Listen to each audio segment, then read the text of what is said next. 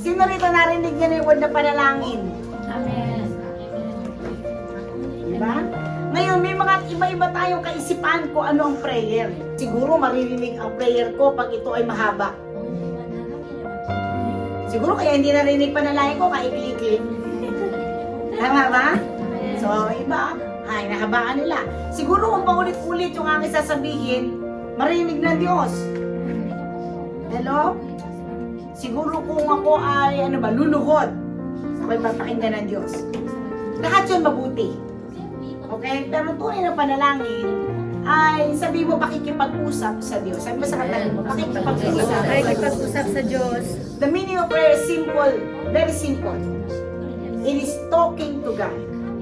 When you say talking to God, ay hindi lang ikaw nagsasalita rin siya sa iyo. Amen. So, sino rito naranasan niya, salitaan Diyos sa puso niya. O kaya pagtapos siya manalangin, parang meron siyang biglang inspirasyon ng Diyos yun. Okay? Pagtapos mo mag-pray, lumakas ang loob mo, sapagkat ang Diyos ay tumutugon. Okay? Sabi nga ng Biblia, pag tumawag ka sa akin, darating ako. Ang tao sinasabi din yan. Pero mga 3 tawag ka lang, pang-4 di ka na sasagutin yan. Ha? Ang Diyos po ay hindi nakukulitan. Actually, gusto niya yun. Mark 11:10. I tell you to ask what we want in prayer. Meron pa kayang katagpuin ng Diyos na naniniwala sa Diyos? Nagtitiwala sa Diyos? Na pag nanalangin ka, ipagtatanggol ka ng Diyos? Na ano pa? Pag nanalangin ka, mabibigay ng Diyos? Naniniwala ba kayong Diyos mayaman? Yes. Naniniwala ba kayong Diyos mabait? Yes. Amen. Lahat ng need ng taong importante nasa Diyos. Ask for what we want in prayer. Sabihin mo na lahat ng kailangan mo sa panalangin. And if you believe that you have received those things, then they will be yours. Kung kaya mong paniwalaan na matatanggap mo ito, matatanggap mo nga ito. Yes. Hindi mo na kailangan tsambahan ang buhay. Amen. Sino kaya dapat kong tunay na kaibigan? Sino kaya dapat kong kasama? Sabi nito, kung mananalangin ka, hingin mo na lahat sa panalangin. Amen. Kaso pinakamahirap mag-pray. Sabi ba sa tayo mga pinakamahirap yan? Oo? Bakit? Kaya ang hirap mag-pray, mag-libre naman. Ang dami kasing hindrance sa prayer. Yung magpe-pray ka na lang, binarinig yung phone. Nakakaanto kasi mag-pray eh. Kasi hindi nakikita ang Diyos eh, no? Well, you know, you cannot really see God because God is spirit. But I tell you, you can feel God. Like the wind. You don't see the wind, but you can feel the wind. Amen? I tell you, God can be felt.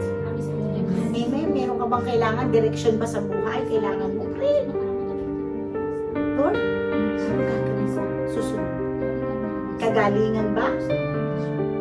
Kasapatan ba? Ask whatever you want. In prayer, He will give you. But you have to believe. Sabi mo sa katabi mo, last, you have to believe. You have to believe. Yung nag-pray ka na, pero makachamba, masagot. Always pray and never give up. In 1 Thessalonians 5:17, sabi niya, always pray. Huwag isang beses lang. Huwag mo sabihin, ang Diyos naman, di ba? Matalino naman siya, kahit isang prayer ka lang. Pakikiga, oo na, hindi ka pa nga nagpe-pray, alam niya na kailangan mo eh. Pero hindi yun ang gusto niya. Ang gusto niya, kausapin mo siya. Bago ka pa manalangin, alam na ng Diyos ang kailangan mo. Higit pa sa alam mo, alam niya. Amen. Mahal niya tayo. Yung mga pinili ng Diyos, isang panalangin mo lang. Alam na ng Diyos.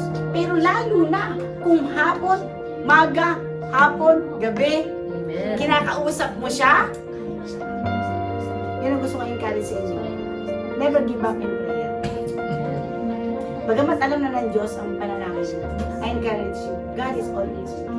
Amen. The pastors is not always with you. Your parents, your husband, your wife is not always with you, but God is with you. You have the most powerful person on earth, always with you. He's gonna save you. He's gonna answer your prayers. So I hope you come out here excited because God is with you. And when you pray, He answers. Tayo lahat ay tumulong.